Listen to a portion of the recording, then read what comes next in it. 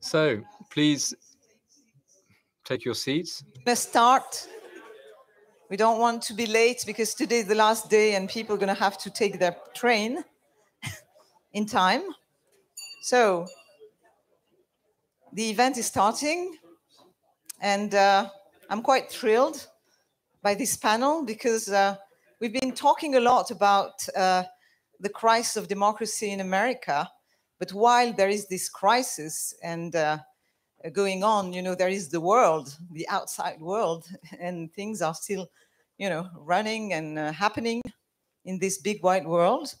And of course, there is a connection and a question about the interaction between the American crisis and I would say the weakened state of America at this very moment, and questions about American foreign policy, question about the world, question about alliances, and we have bitter moments at the moment inside our own alliance with the recent event, you know, in the Pacific between France and the US and Australia and Britain.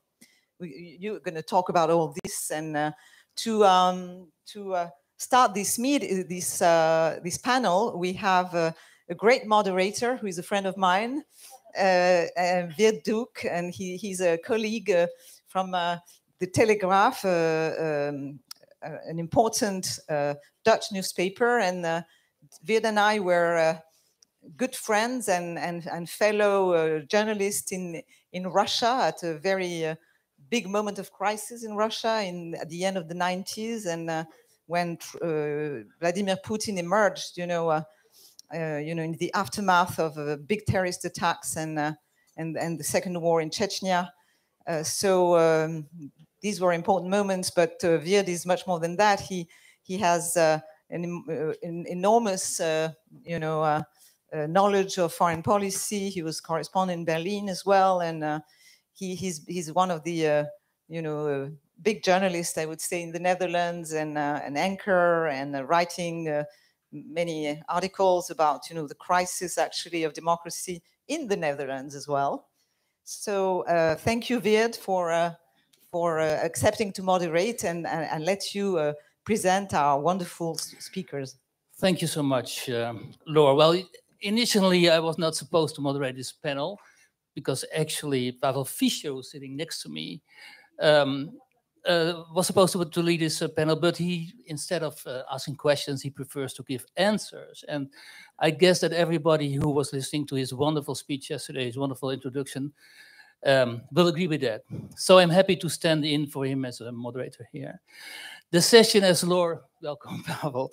The session, as Laura said, is about the foreign policy, American foreign policy, and the reaction abroad, most specifically in Europe. Are the dramatic images from Kabul symbolic for the state of America's might? We'll start by posing this question. Then we'll talk about the state of European-American relations, and of course there's China, because China is everywhere nowadays, isn't it?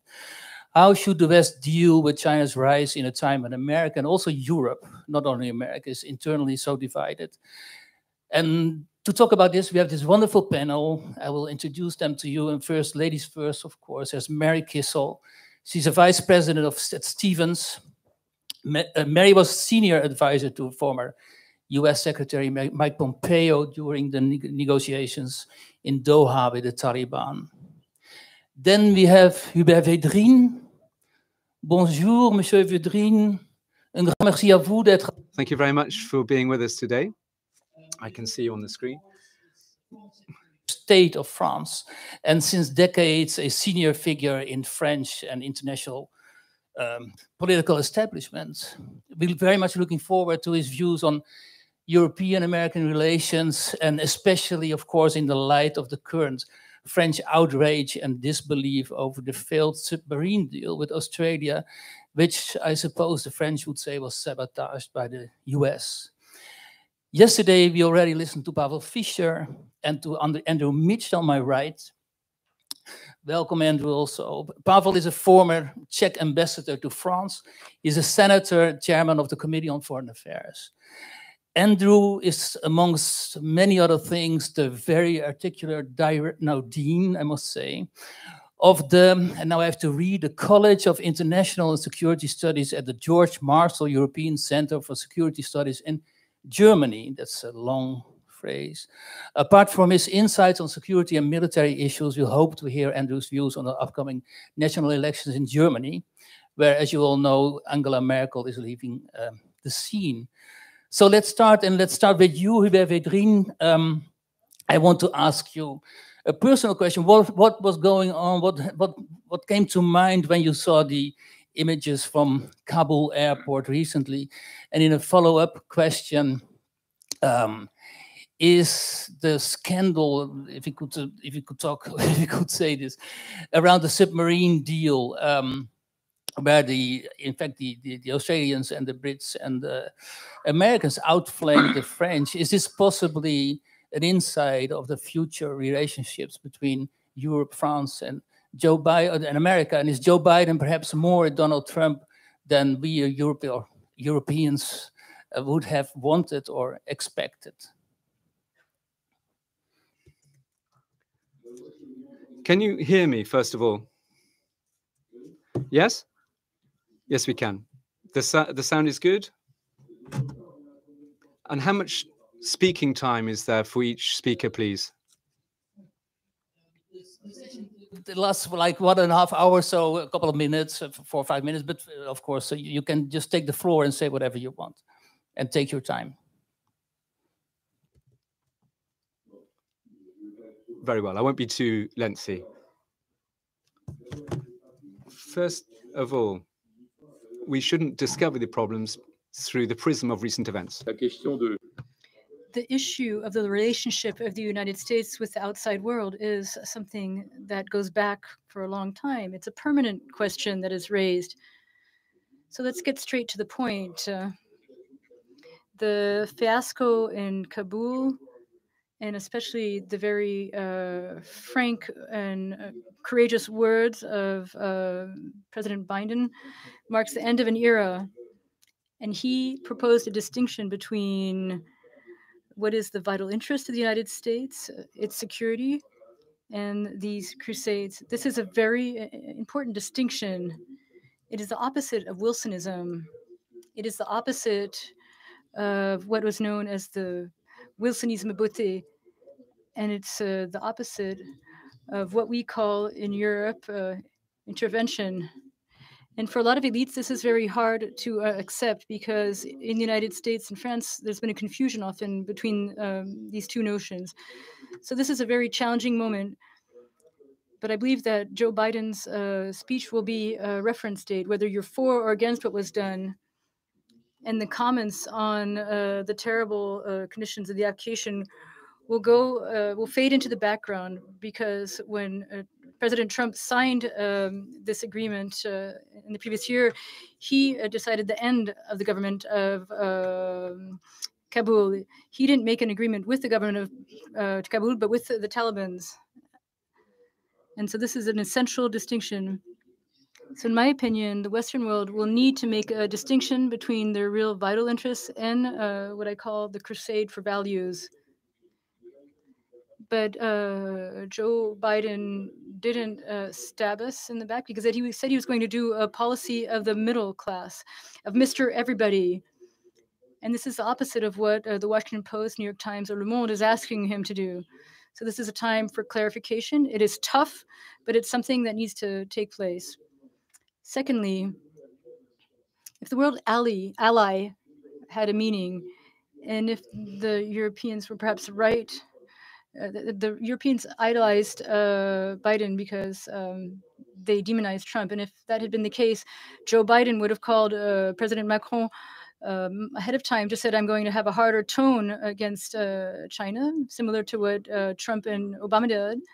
I need to give an enhanced role to Australia, and we need to give them additional means outside of the agreement that you passed with Australia. And I'm going to take the risk of giving them nuclear submarines, and this will have negative consequences on your agreement. But because you are an important ally of the United States, and because we wish you to remain in the Indo-Pacific region, we are going to discuss this to see if we can have a reconciliation between these two situations. Unfortunately, the opposite happened. What I have just summed up demonstrates that that conversation did not take place. And the behavior of the United States in this particular situation was very backhanded towards an ally.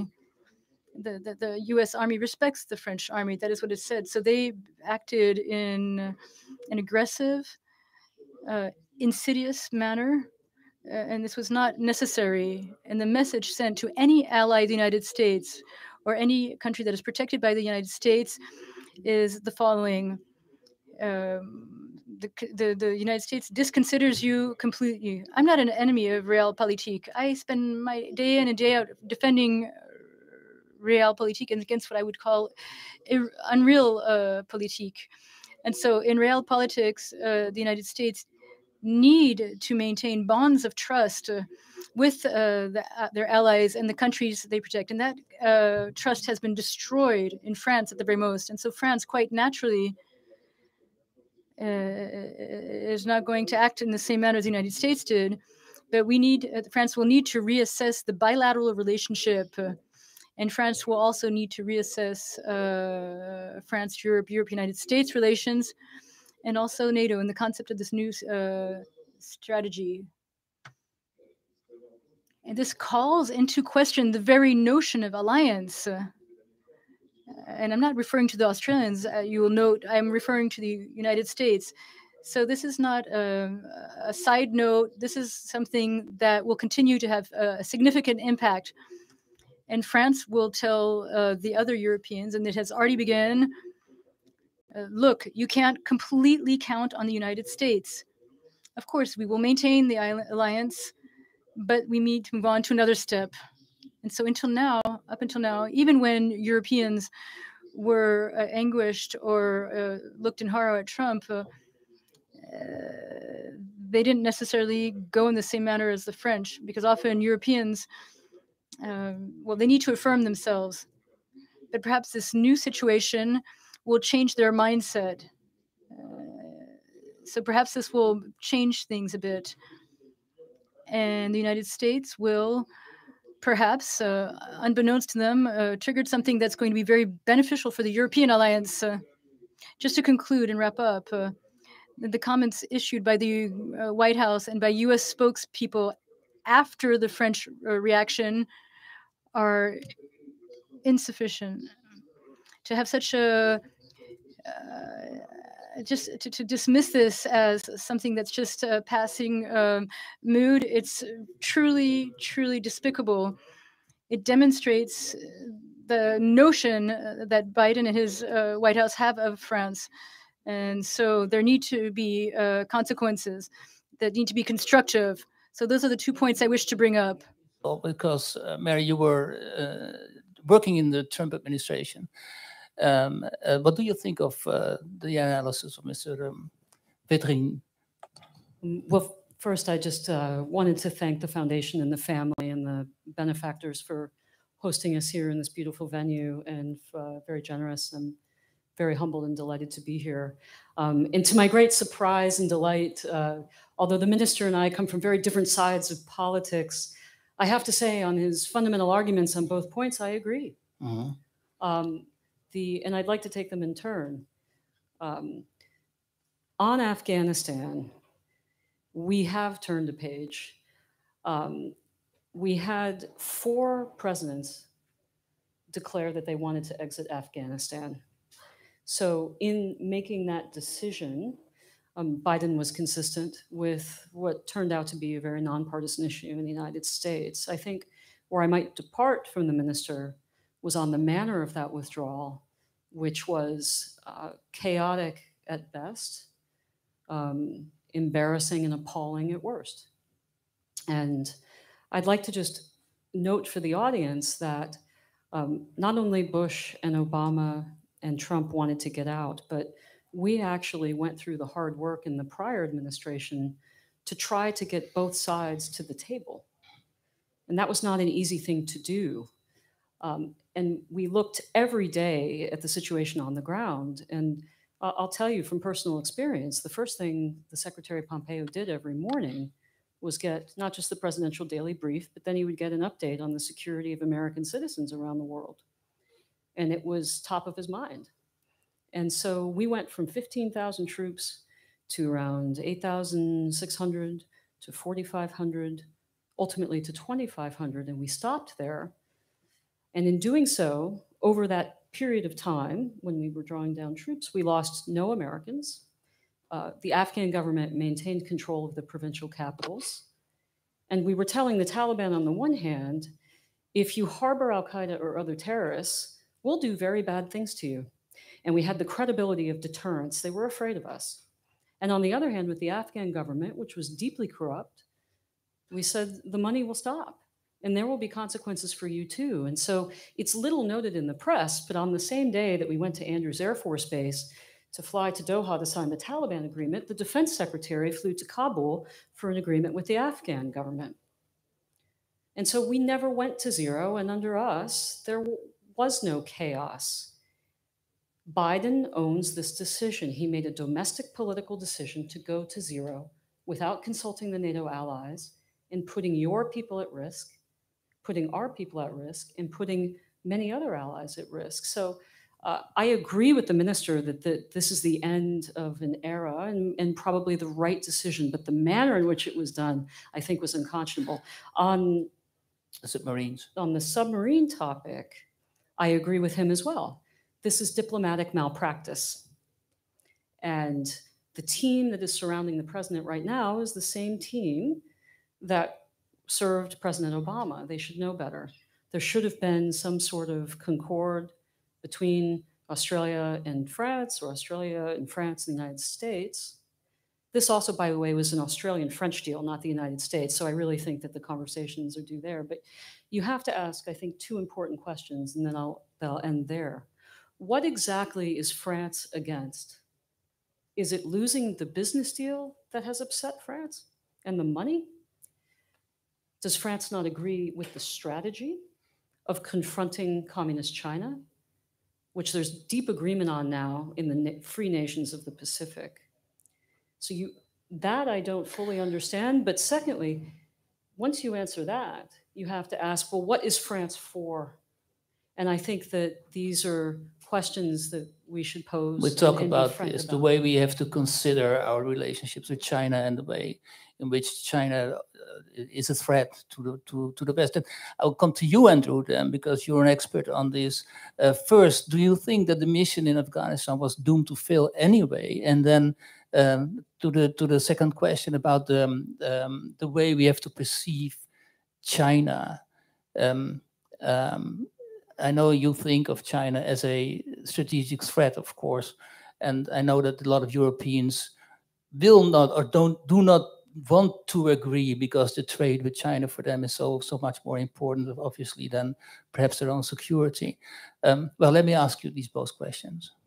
Okay, thank you very much. Let me just repeat what Mary said. Thank you to our gracious hosts. This has been a wonderful conference. I greatly appreciate it. Let me also repeat myself from what I said yesterday. I'm speaking in my private capacity as a scholar and not reflecting the views of the Marshall Center, the Defense Department, the US government. To your question, I have argued that the withdrawal has been long overdue. It's not just as what Mary said about the 4 presidents talking about it. When you ask, was the mission doomed to fail? I have to ask which mission?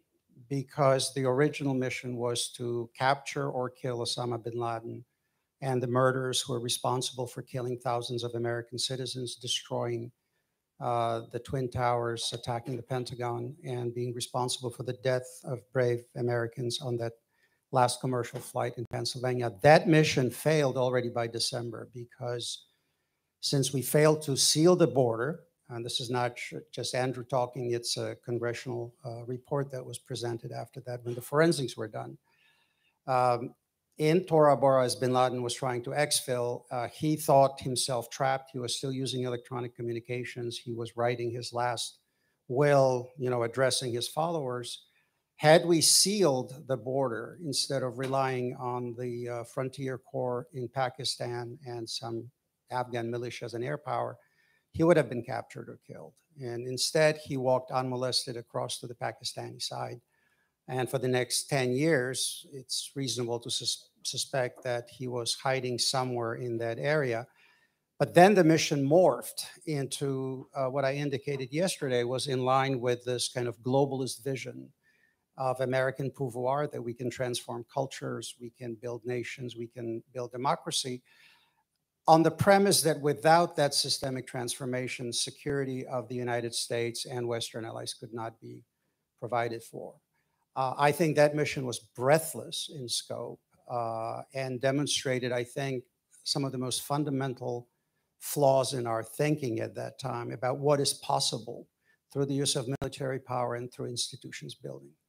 Nations build themselves. Let's start with that. Institutions, if they're culturally owned, they can take root, provided there is a security imperative, as was the case in Western Germany or in Japan after the Second World War. And if the elites own it, if there's a sense of national purpose and cohesion behind it.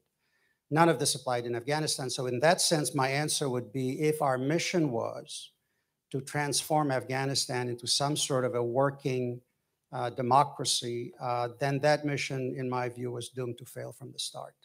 And we're now learning the bitter lessons of that. So it was the scope of ambition, what we're trying to accomplish.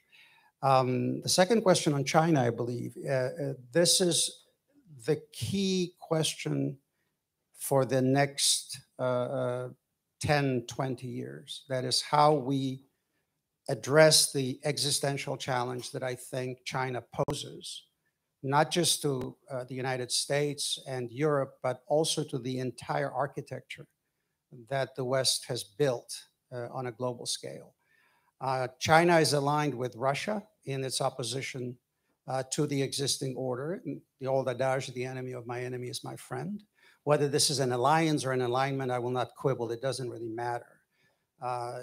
The pressure that China puts on the United States and its allies in the Indo-Pacific benefits Russia because it opens up opportunities in Europe to pressure the Europeans. Russia has selectively modernized its militaries. Europe remains largely disarmed. France is a notable exception here, and so is Poland. These two countries take their national security and defense seriously, and I'm very encouraged to see that the French military is looking at high-intensity warfare now, in addition to what it is doing in Africa. It's trying to understand this geostrategic environment. The existential threat that China poses is in that it separates the alliance into two components. It bifurcates the United States and Europe by a very skillful use of economic power and messaging, and poses a challenge unlike anything that the Soviet Union posed. The United States sees China as both a military problem set and an economic problem set. We also are increasingly waking up to the ideological challenge that China poses in terms of what kind of a system it wants to put in place. We heard a lot, and I think quite rightly, about the Chinese capitalist model, state capitalist system that's kind of undergirding the, in effect, totalitarian controlling regime at the top. China is a communist state, has been a communist state, regardless of what the proponents of export-driven modernization and transformation of China were trying to assure us of. Europe looks at China, and actually the terms that are used is strategic challenge, but also an economic opportunity. So if you and look, let me ask Pavel here, as a European, Central European politician, to react on this, and then you can continue. Because also yesterday, of course, you mentioned the Chinese threat in your introduction. And if I were a Central European politician with a history like Central Europe, the threat of the Soviet Union, I probably would still feel the threat of Russia more perhaps than the threat of China. And I would want the Americans to be reliable and to cover the security that other European states, of course, cannot or will not cover.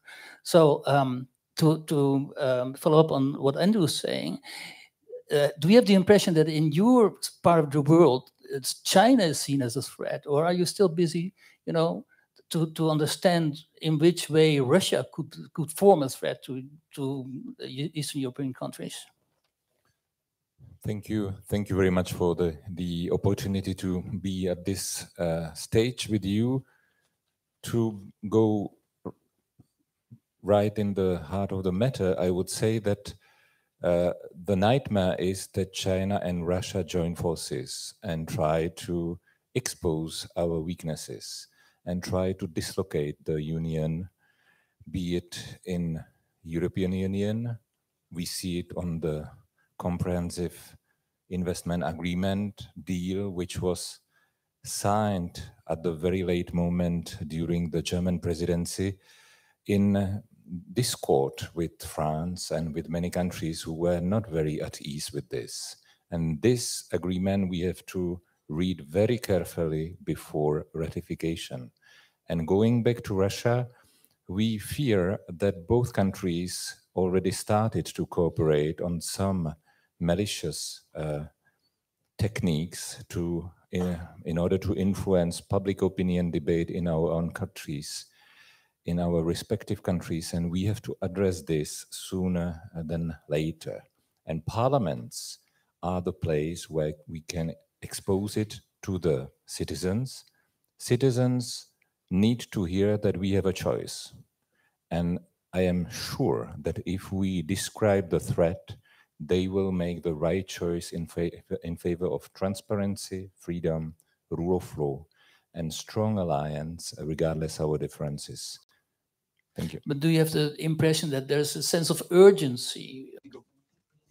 Pensez-vous qu'il y a une urgence parmi vos collègues, par exemple? The Germans, they want good relations. They want gas from natural gas from Russia.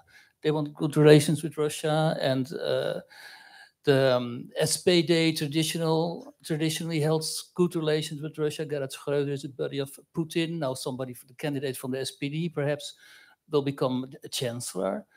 What is your opinion on this?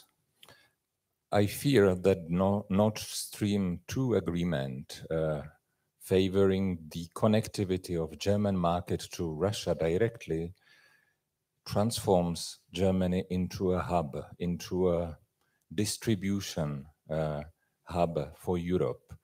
Not only distribution hub, but also dependency hub on Russian political will and interests, because we know that Gazprom, who is behind, and all other firms in the realm of energy are directly linked to the Putin authoritarian way of ruling the state. So we have to fear. Yes, we fear. Hubert Védrine, do you think that Europeans in general, they understand the strategic threats that we're confronted with? And well, that is my question. There's no end. Laquelle? The threat, like Andrew told us, that China poses, but also that in Eastern Europeans will feel about Russia.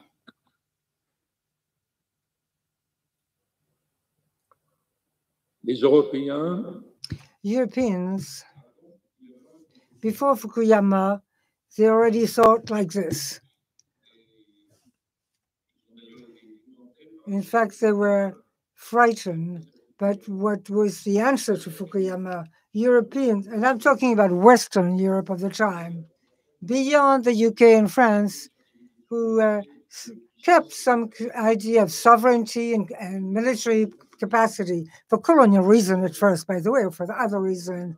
The other Europeans put in their head after the war, after having begged the States to come and protect them, but thanks to Truman, the US accepted finally that power was finished. And that we were now with a world beyond identity and history. We now have 3 generations of Europeans who lived in this imaginary world, in a bubble. Every time this vision is questioned, it pops up again. After the end of Soviet Union, Europeans thought the moment came. On the other side, there was a moment of hubris. We're the master of the world, we do whatever we want. And on the European side, there was this naive conception that we were in the world past power, beyond power.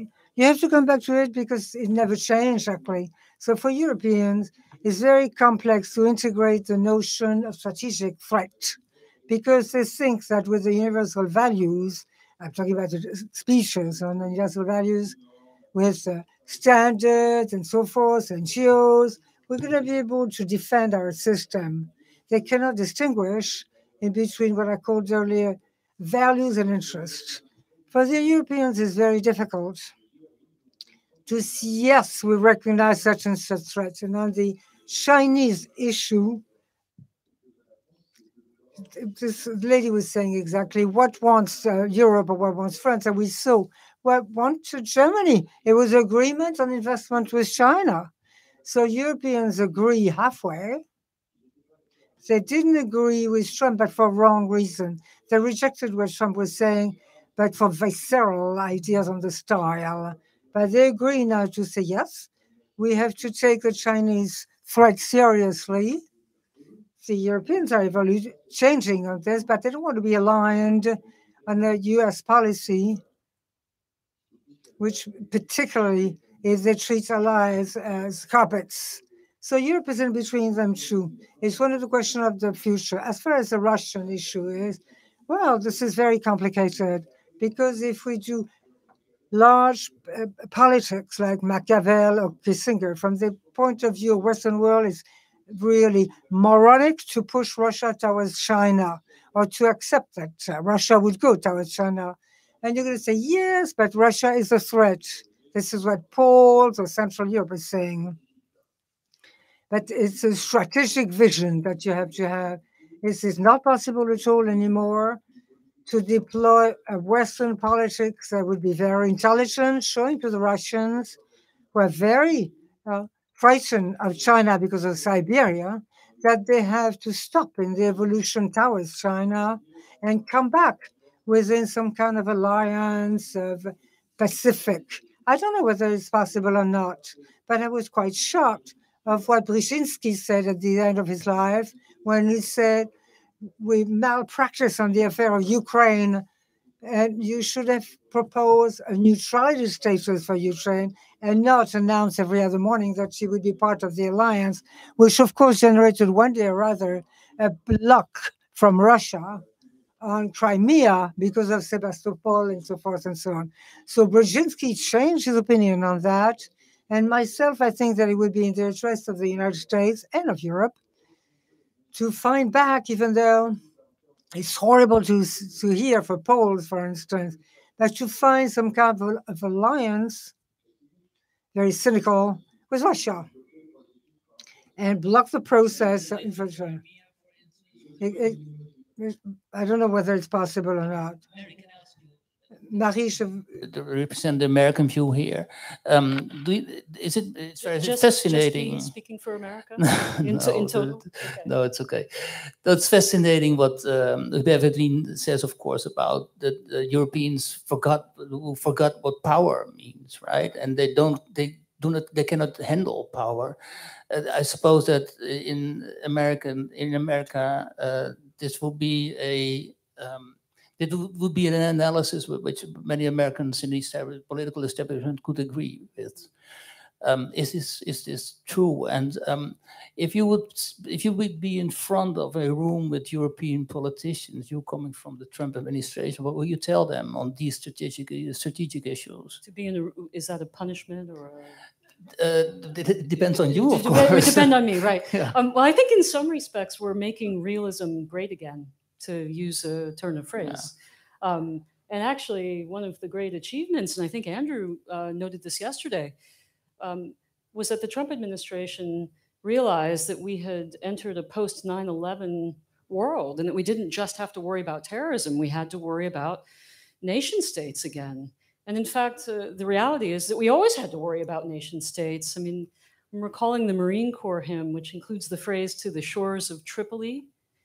Well, why does it include that phrase? Because President Thomas Jefferson sent US troops to Libya, the precursor to Libya. So we've been at war, engaged in conflict for our entire history as a nation. That never went away. But we had this reverie after the fall of the Soviet Union, and we forgot that essential truth, and now we're rediscovering it. I'm not as concerned that we don't have a comprehensive strategy, either in the United States or among the free nations of the world, because again, it took us many decades, and there were many arguments over how we were to combat the Soviet Union. So I think we're in the initial stages of that. I think there's another theme here that might be worth drawing out, which is that we are used to thinking of these threats almost in silos. We have a China problem, we have an Iran problem, we have a Pakistan problem, we have a Russia problem, but we don't. It's much more complicated than that. And these regimes all communicate with each other, they work together. Just to give you one example, the leadership of Al-Qaeda is harbored in Tehran. We declassified that information in January. So if you care about Afghanistan and the rise of global jihadism, then you have to talk about the appeasement of Iran, which, by the way, France, Germany, Britain, and the current administration of the United States are engaged in. So, it's a complicated world. I think, we need to acknowledge that, but I think it's a positive development. We are talking frankly about these threats because you cannot make sound policy without acknowledging the reality of the ground. Just a side note, if this is true, then it's very ironical, isn't it, that the Americans militarized Al-Qaeda and made it in Afghanistan the most militarized Islamic state in the world after. But think of Al-Qaeda with state support. What can global Al-Qaeda do with a satellite network, a financial network, an airplane fleet? And now imagine the support of Pakistan and the support of China, right? This is a far more dangerous situation than the one that we faced on 9/11. We can bomb Afghanistan till the cows come home. We cannot bomb the leadership in Tehran without starting a regional conflict. And you won't bomb Pakistan, of course. Andrew, do you agree with this as a military security expert? Do you think that the threat is that real and that big, and to follow up on that question, how could European power look like if someday Europeans will understand that they have to use power again, to get used of handling power again? I agree that the situation is very dangerous and that actually the timelines are very short in terms of how much our political class can count on the leeway as we're preparing for the new world in which we find ourselves. We pursued counterinsurgency operations for 20 years. They restructured the US military. We're now in the process of restructuring, reorganizing the joint force for high-intensity cross-domain conflict. The Army 2035 project is targeting that. That tells you something about where the horizon is in this. I'd like to address a couple of things that are very important. First is, I slightly disagree with what Minister Védrine said about our inability to appreciate power, at least in Europe. I think the problem is actually slightly different. I don't think there has been much of geostrategic thought going on in Europe, and quite frankly, also in the United States. We have appreciated the utility of military power, but we used the military power that we had for purposes of institution building, these transformative projects, while China and Russia continued to grow in terms of their military capabilities. And I would argue the last president we had that thought in geostrategic terms was probably Herbert Walker Bush. He came from the World War II generation. He was steeped in the Cold War understanding of the balance of power in Europe and the importance of American forward deployment. The second point that I would say where I see the danger in Europe is the regionalization of security. And I agree here with Minister Védrine that if I go to Tallinn, I go to Vilnius, Warsaw, Bucharest, it's all about Russia. When I start traveling west, things change. Germany now has buffer states in the east, and Germany, I think, is trying to manage Russia through a combination of political and economic means while remaining essentially out of the military game, if you look at the conditions of the Bundeswehr today. When you come to France, the focus changes to the south. You know, Europe's southern border is not on the Med anymore. It's deep into Africa. It's in the Sahel. The French understand that. And the French are looking at that direction. But de-emphasize what's actually happening on the flank and the comments about seeking some sort of an accommodation, although that is probably not possible today, Minister Védrine says, with Russia was something that remains part of the conversation, the farther west you get from the flank. All of this brings me to the fundamental point. Europe has no consensus on threats. Alliances are not built around values. Values strengthen alliances, but alliances are built fundamentally on shared threat perceptions, which lead to a shared sense of national interest. That shared threat perception and national interest existed in spades in the Cold War. Despite all of our differences, everybody knew if the balloon went up, the entire continent was in it. So even though we ebbed and flowed throughout, we had this fundamental consensus on threat. I think this is the number one job for NATO right now at the political level, is to find a way to bridge the gaps and understand these regional security optics are likely to continue to drive the process. And finally, I have always been very skeptical of doing grand strategy almost in a kind of board game fashion. You know, a lot of talk in Washington as well about doing Kissinger in reverse with Russia. We pulled the Chinese out of the Russian box in the 70s. Now let's do the same thing. Politics doesn't work that way. Security policy doesn't work that way. It's too clever by half. I think until Europe has a real credible military capability to negotiate with Russia from a position of strength, this is all a pipe dream. Thank you. Okay, let's talk about later about the European so-called army, because Pavel here wants to react, and then I will ask Mr. Védrine also to react on your statements. I have a good news to reply to Andrew, because our soldiers, Czech armed forces, are in Sahel, engaged with France. And I think that this is not so dire, this is not so black and white, because Central Europeans are in the Sahel with France. And we are not the only one. Other nations are there as well. So I think that there is a shared threat perception already right now. But I do not underestimate the importance to make real 360 degrees concern of our own strategic evaluation that we can really cooperate together. Mr. Védrine, do you think that Europe needs its own army and needs to take care of its own security, like also Angela Merkel and Emmanuel Macron, of course, have said? Je ne crois pas du tout. I don't believe at all in an American army, because first of all the European countries should raise the defense budget. This is not what people want. The armies should be capable of combat, which is very rare. A few special forces, that would be very good. And then we should agree on who is going to command over these armies, and much tougher, who is going to give orders to this army.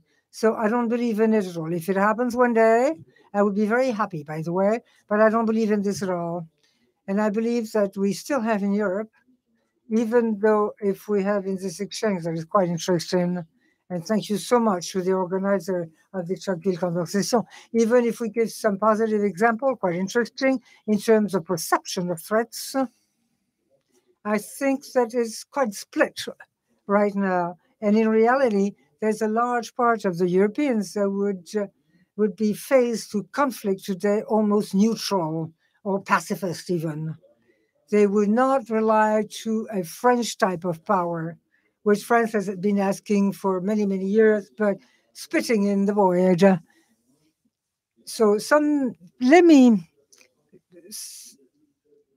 to say a few things of what was said before. First of all, as far as I'm concerned, I approved utterly the first step of the intervention in Afghanistan. That was said it was completely rational, legitimate, necessary, the elimination of Al-Qaeda, Taliban, and bin Laden.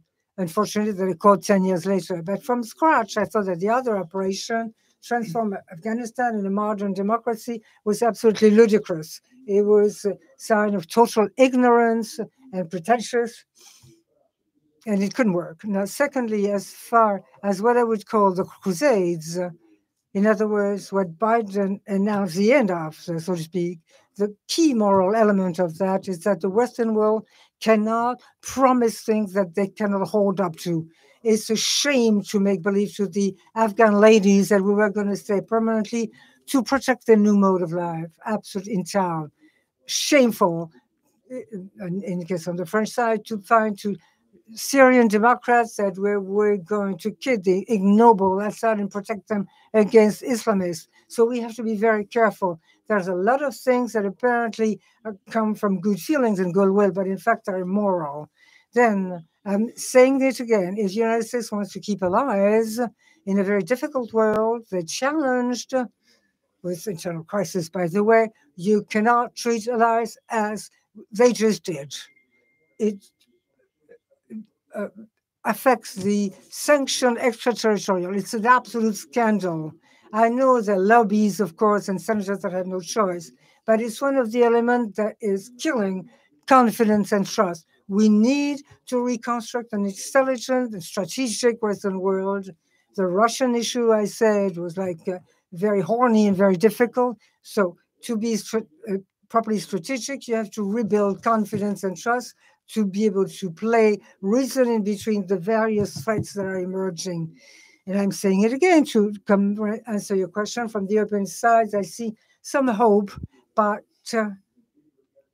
there is an unblocking of the mind which would allow the Europeans to agree on their perception of the threats and the hierarchy between the threats. That is indispensable to talk back with the Americans on the level ground. So they have in front of us in America this magmas. It's not that surprising that they behave such as they do, even if I'm shocked on the French side. It gives them a false pretext to pursue in the practices that I think they have to overcome to find a strategic perspective. Propose, then the West needs to be strong, I suppose, and focused. And the West also, Europe and America, should be convinced about the values and about who they are and what their future is. And the problem, in my view, at the moment is that not only the United States are so divided and, you know, almost there's two parts of populations that do not even want to talk to with each other anymore. But in Europe, it's the same. And during the COVID pandemic, this has become even worse. I mean, but in Holland, there were tens of thousands of people in the streets demonstrating the COVID measures, and they did not only protest the government and the mainstream media like always, but they are now also protesting, even debating science and the medical establishment. And I think here in France and elsewhere, it's not different. So if Europe and the United States are in such turmoil, I will ask you, Mary, how are we going to find then this common view of the future? You're always giving me the easy questions. Thank you. Look, just to put it very simply, it's hard to be strong abroad when you're divided at home. So certainly this is of concern. You also have to produce an economy that is growing and sustainable and healthy, and we don't have that either because of the policies that are in place today. Yes, that's of concern. But what ultimately knits us together, as was mentioned by the minister, are responses to common threats. Well, what keeps us safe from those common threats? It's not necessarily the use of force, it's the threat of the use of force. And this is what concerns me today, is that it takes a long time to build up deterrence, but it only takes a short time to destroy it. And I think what Afghanistan and the way this withdrawal was conducted is symptomatic of the destruction of American deterrence. And so I spoke to you about the increased threat from terrorism, but when you appease the Islamic Republic of Iran, the world's largest state sponsor of terror, when you slide back into dialogue with nothing in return from communist China, when you ignore North Korea and their provocations instead of trying to engage, when we do nothing to empower the people of Cuba to reclaim their freedom, which, by the way, would solve a lot of our problems in our hemisphere, what is the message that we're sending to the world? It's that we don't want to take responsibility. We don't care to wield our power. So, you know, again, when you put this all together, you get a landscape in which we're divided at home. We are losing our deterrence abroad. It's creating, as you've heard from the minister, a deep concern among our allies, which are also being mismanaged. And my fear is that it will take something significant to knit us back together again. I hope it doesn't take that. And by the way, elections have consequences. We have them, but you have them too. So France could find itself in a very different place in a very short period of time from now, but so could we in 3.5 years. I think the solution is you have to talk about the threats constantly, and we have to be frank about it. Sorry, Senator. Pavel, let me ask you, what can Europe do to be, I know that Europe always was like an attractive model for other countries, right, for other places in the world, but if these people watch the turmoil here in Holland and the division in the United States, of course, a lot of those other, let's say, developing countries will turn to perhaps to the Chinese model, right? Because it's more attractive to them. What can we do? What can Europe do to be an attractive project again for developing countries? Je vais répondre en français parce que I'm going to answer in French because I wish to express myself with greater subtlety. My view is that Europe remains appealing. It has appeal. This comes through in the number of people battering at the gates to get into Europe that want to live on European soil. That said, I would agree with Mary, who said that we need to talk about these threats. People are not, they haven't got wool in front of their eyes. They know that something's going down. In 1848, Tocqueville said, can't you feel it in the air? Can't you feel that people feel themselves that something's going down, something's going on? And if we just sit on our hands and do nothing, the world will not wait. Let me just give you an example. One day, somebody came to my office in the Czech Senate building in Prague. Now, this is somebody who'd come from Venezuela, a member of the opposition. He told me, look, thanks for the work you've done on totalitarian China. And I said, well, why? And he said, well, in actual fact, in Venezuela, he was the member of an opposition party. He said, look, in Venezuela, there's a genuine strategic alliance between Cuba, Iran, Russia, and China. And we adversaries, we're monitored 24/7 by the police, by the Venezuelan police, because we were forced to take identity cards, new identity cards that had onboarded smart intelligence designed by Cuba, by Cuban comrades, based on Chinese inbuilt technology. So this was working in such a way that people were sanctioned without trial, without an appeal, if you will, automatically condemned. And this is being deployed around the world. Venezuela is a case in point.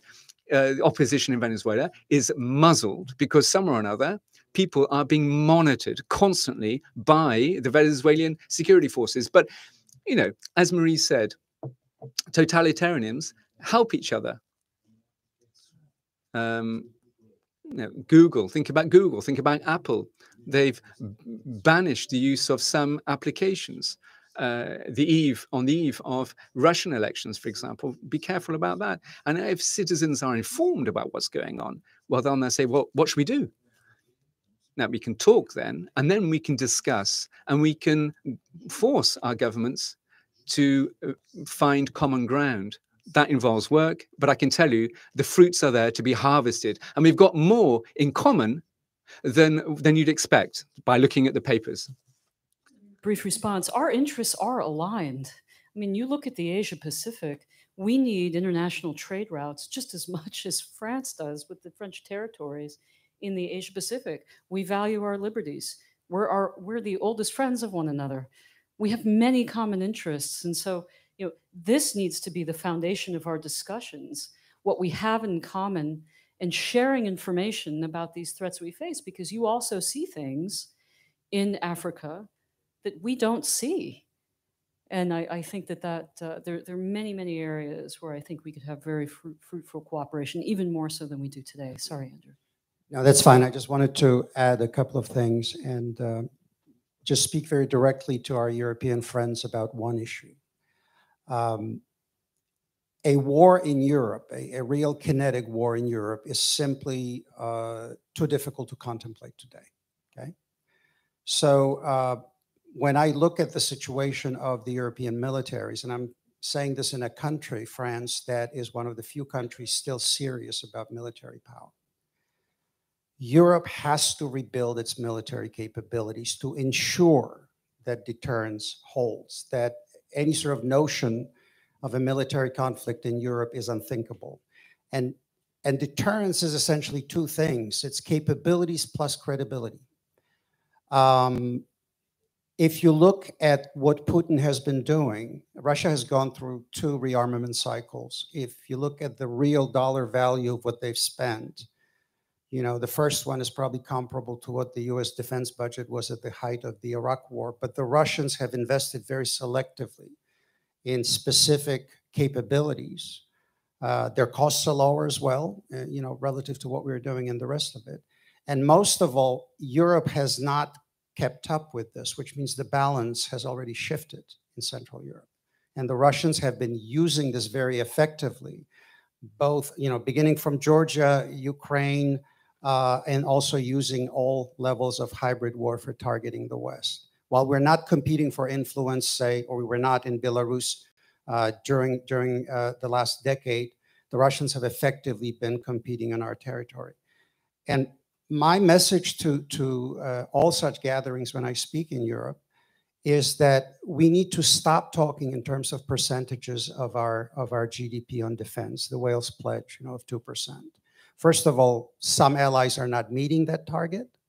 Secondly, 2% spent on defense, what does it really mean? What do you spend it on? If you have militaries that a large chunk of your budget goes to basically personnel costs, you're not buying hardware, you're not exercising, you're not training.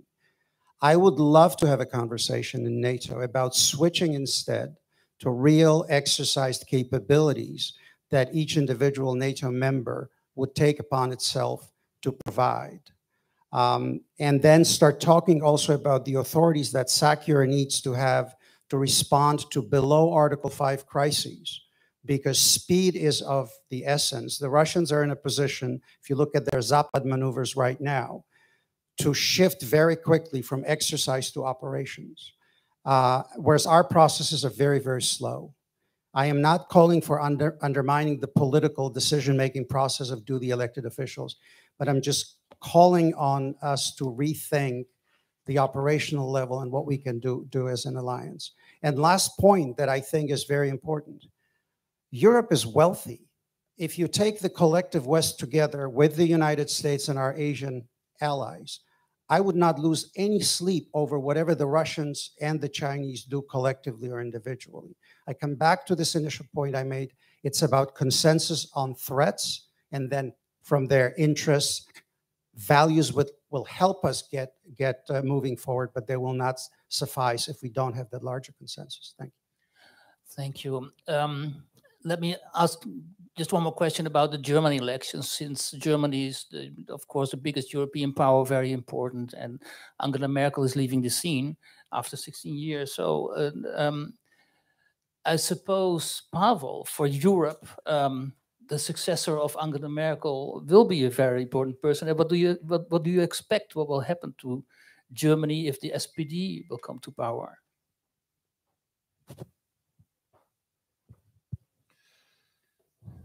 Nous observons l'Allemagne avec beaucoup. Well, we're watching Germany carefully. It's our #1 partner in terms of economics. Now, in terms of security and defense, I would say that sometimes we're a bit lost. The German soul is a bit romantic. Sometimes they prefer fighting tooth and nail against America and rail against America. And this is a bit of an impediment to enjoy a genuine transatlantic dialogue. And so I think, unfortunately, no candidates now taking over from Merkel are promoting a greater opening in terms of communication channels from one side of the Atlantic to the other. And I think from a strategic perspective, this is important, and I can't see any major change in terms of what I can currently see. And I see that with great sadness. Andrew and Hubert Védrine is hoping for, in your eyes, will probably not be realized. Do you agree, Hubert Védrine? Do you agree with Pavel's analysis?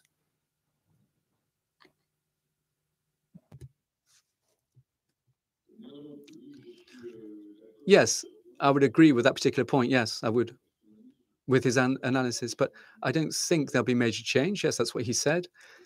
And I think what's been powerful on the part of modern Germany, Gorbachev decided to do the reunification, and Schroeder gave greater competitiveness to Germany. But Merkel managed the immobility in Germany very tactically. One or two decisions I would regret, however: the premature exit from nuclear to turn back to coal. That's an error, a vast error from an ecological perspective. But over and beyond that, I would say that management has been center right, center left, tactically. But whether you like it or not, that's another matter altogether. But when you think that recently long negotiations were necessary to broach a deal with 3 or 4 parties, I think at the end of the day, we're not going to see a major change, particularly on what we've been talking about in this round table: power, self-assertion of Europe, and the list of threats, ranking the threats, an agreement on the ranking of threats. And priority in Germany was, under the German presidency, was an agreement on investment with China. That's going to remain afterwards. Of course, there is a question mark.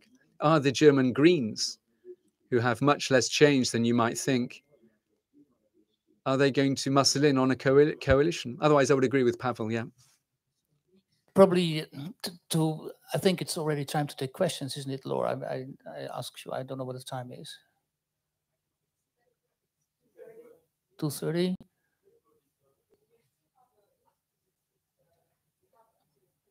Okay, great. Oh, that's great. Okay, great. Andrew, about China, because China is the thing we have to talk about.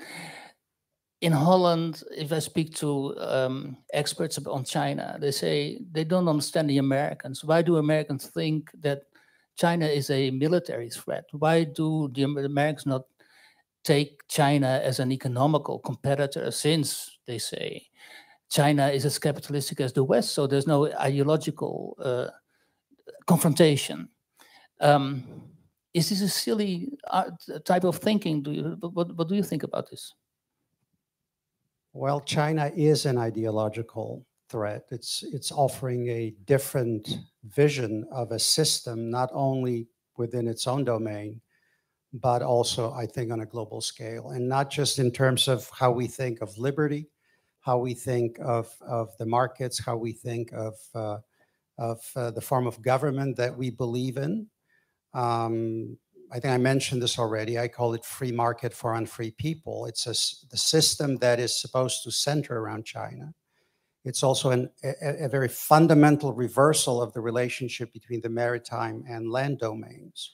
The Chinese, through the Belt and Road, are building essentially a land-based supply chain network that's going to cut across Eurasia into Europe, Africa, and increasingly they also have plans to cut into the Arctic.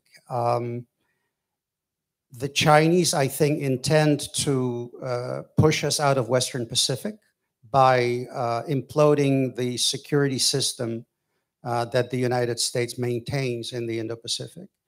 And I think Taiwan is in the crosshairs for that.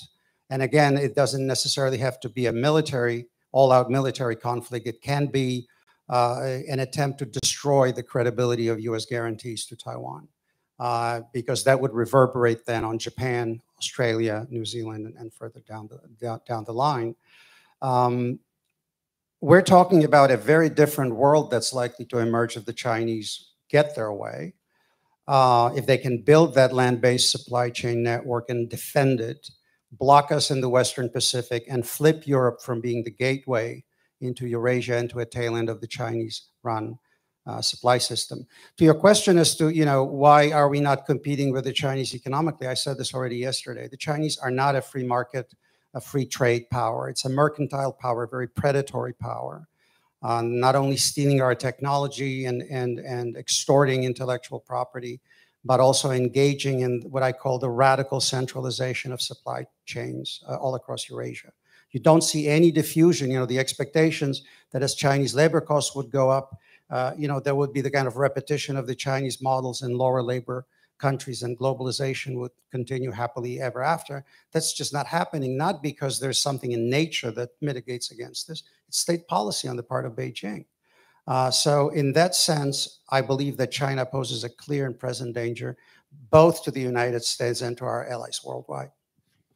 Mary, what exactly would you like the Biden administration to do on a non-military level in confronting this threat or in confronting China? And will they do enough? May I just back up a little bit to what Andrew just said? Because I think you have to give the Trump administration some credit here, because none of us were talking about the threat from communist China until the president started talking about the structure of our trade deals and their behavior and their seemingly infinite capacity to break international treaties. And I think that once many of us got, excuse me, into the administration, and we read the intelligence, and we started talking to allies, and we started observing basic facts. They were facts that we simply couldn't ignore. They were undermining multilateral institutions that, by the way, Europeans say they value. Well, if you value the United Nations and things like the World Intellectual Property Organization, then you have to worry about the threat from China. We saw them stealing our IP.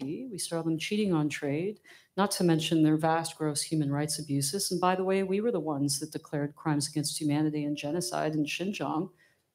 That was the Trump administration that was so-called terrible on human rights. Well, actually, we took quite serious and important measures on human rights by actually doing something about it, imposing visa restrictions, and many other measures to put some accountability in there when it came to human rights, which our European friends should appreciate. And by the way, supported in many venues. We had a lot of support in Geneva for these measures. So what does this all add up to? I'm going to answer your question, I promise. We had an awakening in the United States, and we had an awakening in Europe.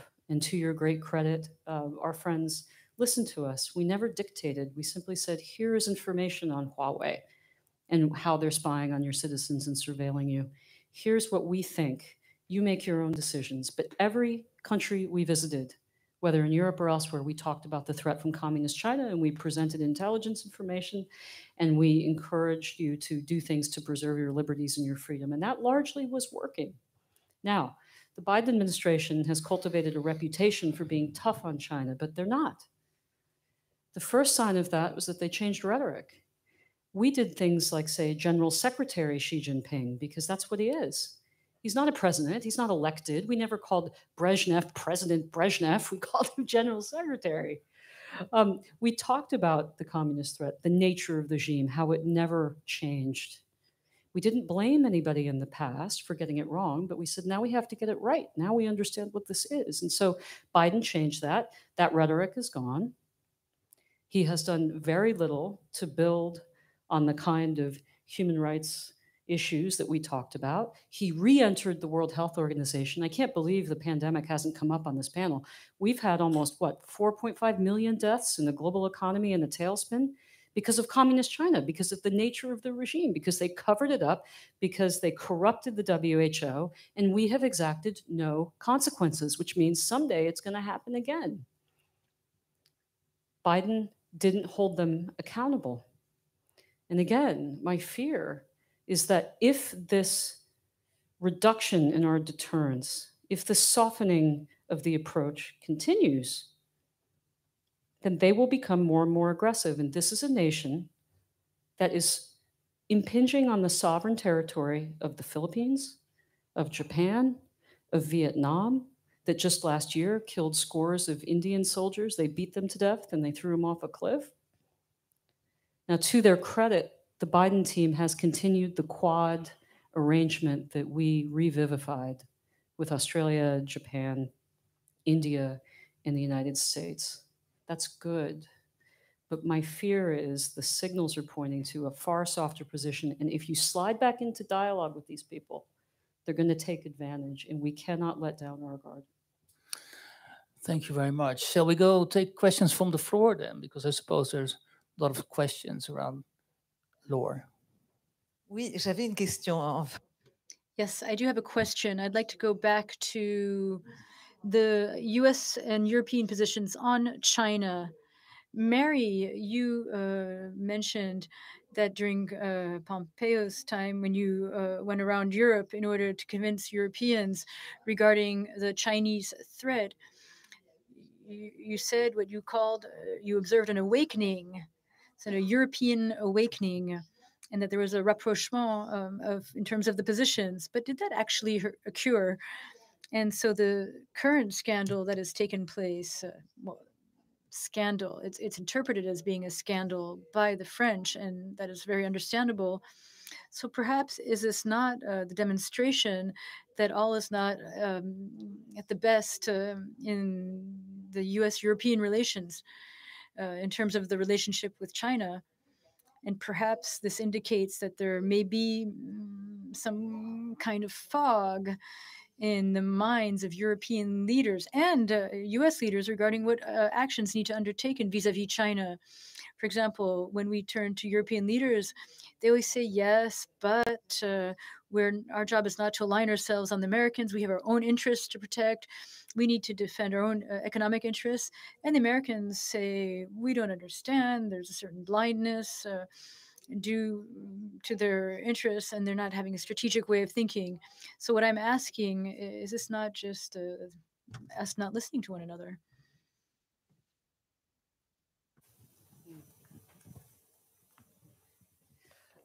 The threat from communist China is fundamentally different than the threat we faced from the Soviet Union because it's far more complex and they are already inside our borders.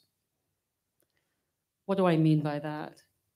You mentioned economic interests that the Europeans always quote. Our corporate leadership has been co-opted by a totalitarian regime halfway around the world. And the industries that have been co-opted just happen to be the most powerful political lobbies in our respective countries. I won't speak for France, but in the United States, that's 3 industries: Wall Street, Hollywood, and Silicon Valley. And they give the bulk of donations and lobby, often on behalf of the Communist Party.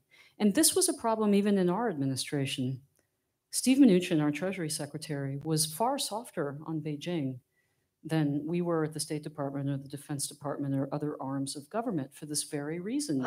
Goldman Sachs has long-standing ties to China, and our Treasury Secretary magically always seems to come from Goldman Sachs. I don't know why that happens, but it seems to happen that way. You worked there. Yeah, I did. I didn't succeed very well there, so maybe that speaks well of me. I only lasted 3 years. But it's again, I don't think all is lost because it's an awakening that has only just begun. We've only been talking about these challenges for a couple of years. But look at what's happened in Australia. I followed Australia very closely because they were the first ones to wake up to Huawei. Not us. They did. They were the first ones to talk about interference on college campuses. They were the first ones to talk about politicians who had been compromised and bought. And if you think they're only buying politicians in Australia, I would make a bet that that is absolutely not the case, that if it's happening there in a country that is that far away and that small relative to ours, it's happening here. And so, again, it's the importance of discussing it, in declassifying, in cooperating, in sharing information. It's supremely important. But, you know, it's not incumbent on corporates to change their behavior. It's incumbent on policymakers to set lines, to tell them what to do. We in the United States are starting to protect our strategic industries because what we found is that we were deeply reliant on China. And as Andrew, I think, mentioned, not just on PPE, but on basic pharmaceutical products. And take the agreement between the United States and Australia, for instance, on rare earths. This is a great development. Take what we're doing to attract semiconductor production back in the United States. It doesn't need to just happen in the United States. It should happen in continental Europe too. And it is. And that's a great development. But frankly speaking, I would like policymakers who are accountable to the public to make these decisions. I don't really want corporates doing it. And what they've shown is they're incapable of doing it, because really what they're pursuing is the holy buck, or the holy dollar, if that's not translatable. Maybe I'll end there. Thank you. Any other questions? Over there. Question from Yasha Monk, right? Thank you. Really enjoyed the panel. I also have a question about China, which is that it seems to me we're underestimating the likelihood that Europe ends up as a kind of continental Switzerland in the relations between China and the United States. So I'd love to hear, both from the Europeans on the panel and from the Americans on the panel, what you think the role of Germany and France and Italy is likely to be in 25 or 30 years. Because looking at it at the moment, it feels as though those countries will likely be part of many Western alliance structures, but in effect, they will have a kind of neutrality between China and the United States because of their business ties, because of their unwillingness to invest in the military and other considerations. That's for you, Pavel. Merci. Thank you. This is a clear and present danger. And I believe that the European Union and European members of NATO have not quite sufficiently seized the danger in time. In reference to Prague, there are a few members of the government and the various other successive governments that actually work for China. That is to say, it's elite capture. That's what's happening. So they give some credit to totalitarian regimes. And during my sleepless nights, sometimes I read the internal bylaws of the Chinese Communist Party. And if you read their bylaws, the keyword that comes up again and again, and it's a continuity that goes back to the hardest years of totalitarianism in Europe, there's a continuity of ideological violence, and the keyword is discipline. And it's not the Chinese government that's mentioned, it's the party with the Secretary General of the Communist Party. So here we are confronted by a system of total control of a very large swath of territory, of a huge economic power.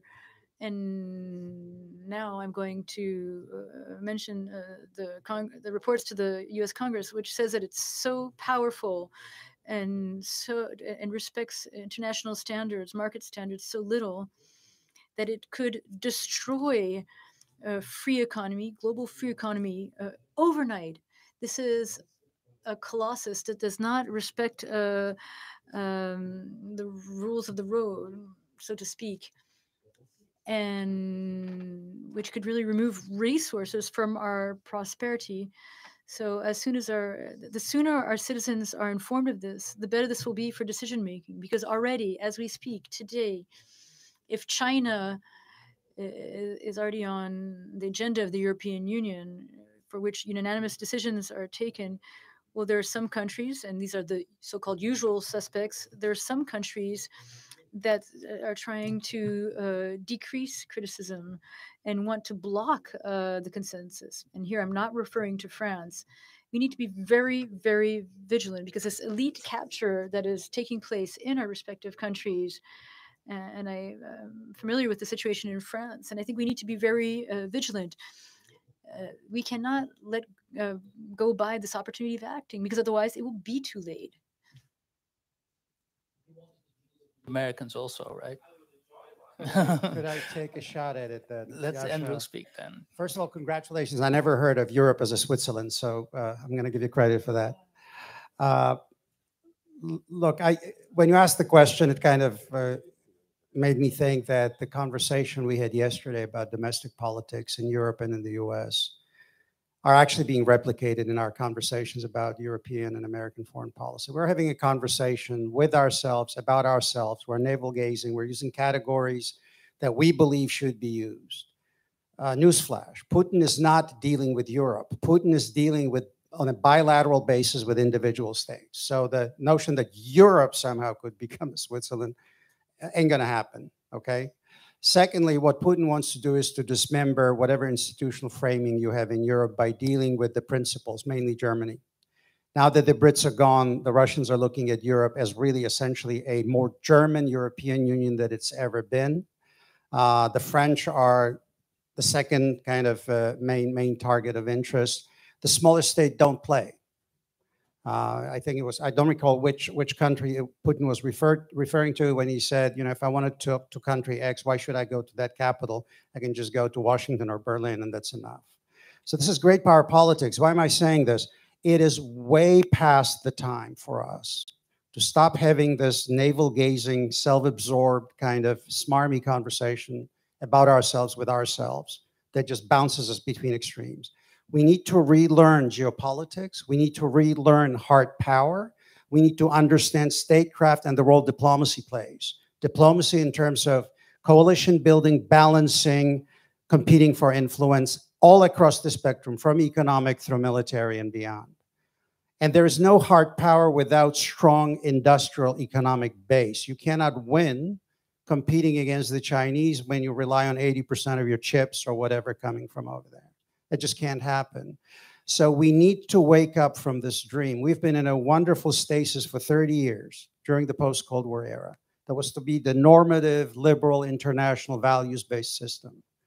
Well, there are at least two big players out there that beg to differ. And we're competing not with internationally organized, you know, treaty-based organizations. We're competing against two dictatorial nation states who look at the world very differently than we do. The Chinese, when they go to Africa, they don't talk about human rights. They just mine for resources. They couldn't care less. We were fighting in Afghanistan. The Chinese were mining for resources in Afghanistan. This is the sea change among our policy elites, I believe, has to happen. That we need to finally recognize that the post-Cold War is over, fundamentally over, with all the symbolism, you know, of Afghanistan and everything else. Thanks.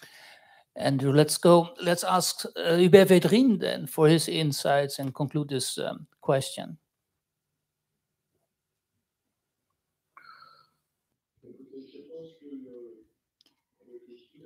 Here we're talking about the possibility for the Western world of having a global strategic vision. But we need to distinguish between the post-World War period, which is over. It's over with all the illusions it contained. These are arrogant or naive illusions, depending on your point of view. It's during this period that we brought China to the WTO, even though we knew they did not respect the rules. And we thought that Chinese development and modernization there would mechanically bring about demonstration. That's a foolhardy. That never happened. And so we shouldn't believe these fallacies. And so now I believe the Western world needs to think about this again.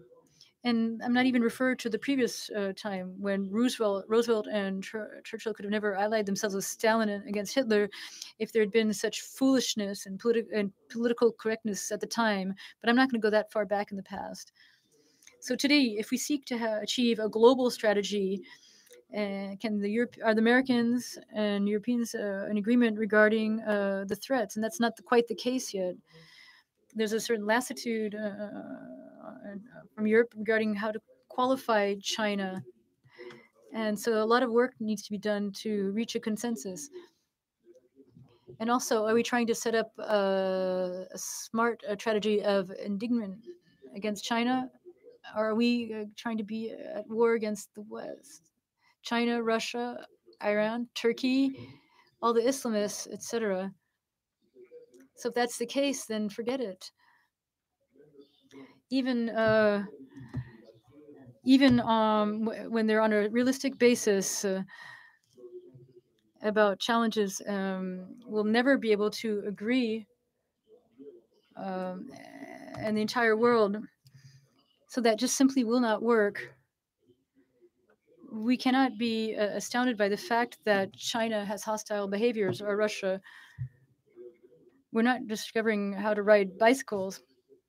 So I believe that we really need to focus on a sustainable strategy of containment of China. And we can't just boycott them, of course. We need to reinvent and we need to have pacific coexistence. But I believe that we need to focus on that rather than embracing all of the regimes, even if we think their principles are atrocious. We're not going to recolonize the entire world, are we? So I believe we need to have a targeted approach. So that's my opinion. Up, or there's one more question from Alice there, from the Chinese view, probably.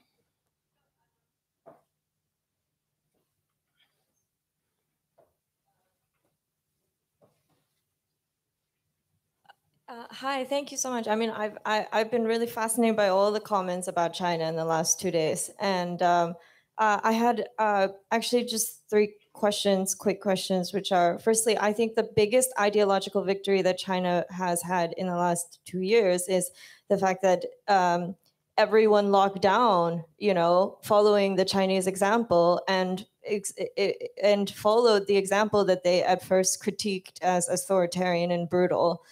And, you know, going forward, the Chinese are taking leadership on many issues that the West really agrees with, like climate change, inequality, big tech. You know, this is actually, I think, the ideological threat. And I don't see, I see if the West, I'd like to know what the speakers think about, you know, how the West can respond in a way that is actually true to their values, rather than following the Chinese example. Then the second thing is, you know, I do resent the kind of characterization of US giving up R&D to China. I mean, the reason why they were willing to go to China and give up their R&D was because they wanted access to the Chinese middle-class consumer. And so if you're going to go out onto this war, like we're not talking about CEOs and Goldman Sachs. We're talking about everyone who works for Apple, everyone who works for Louis Vuitton, all of these luxury brands, middle-class brands like Adidas, Nike, automakers all around the world. They're going to lose their customers. And so what is actually a realistic set of outcomes? And then the last question is, you know, with respect to Taiwan, you know, clearly the West spent so much time criticizing what happened in Hong Kong and did absolutely nothing about it. So what do you think is the appetite for war with, you know, or for defense of Taiwan, given that the West has pulled out of Afghanistan? Those are kind of the 3 broader questions I had.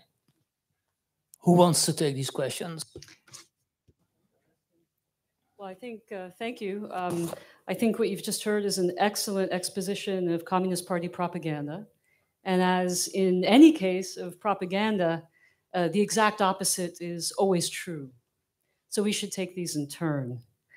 There is no leadership from a country that had a BSL-4 lab, and based on the information that we have, because the Communist Party will not allow a true independent investigation, we know that the likeliest possibility is that this pandemic came from the lab. So to claim that you're exercising leadership is like saying, I've crashed the Titanic. Aren't you happy with the lifeboats?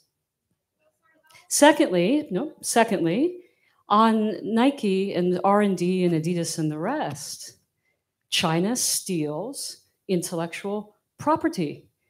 Ask the Motorola CEO. Ask many other companies that have gone to China and gotten ripped off. And it doesn't just happen in the United States. There is absolute consensus on this. And in fact, much of the quote unquote innovation in China was due to stealing our technology. And the real question is, once we wake up and we kick these people out of our universities and we stop educating them and sending them back to build up the People's Liberation Army, which by the way is not to defend China, it's to uphold the totalitarian control of the Communist Party. They're not there for the Chinese people. When we stop empowering them, I think that innovation will cease. The third topic was, Pavel? How? Oh yes, Taiwan, right.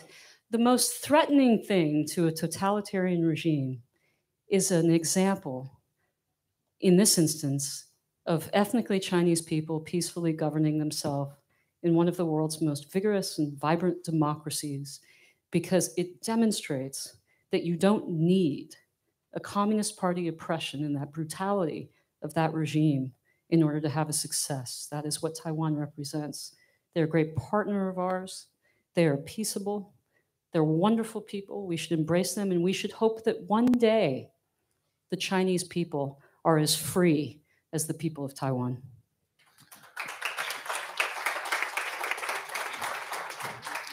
Well, interesting, let's say, final words from Miri. I think we're going to wrap up the presentation. Thank you so much. First of all, Hubert, Védrine, merci beaucoup d'être avec nous. Thank you very much for being here today. Thanks you. Pavel, Andrew, also, thank you so much. Miri, thank you so much. And thank you so much for your insight. And the audience, of course, also. Thank you.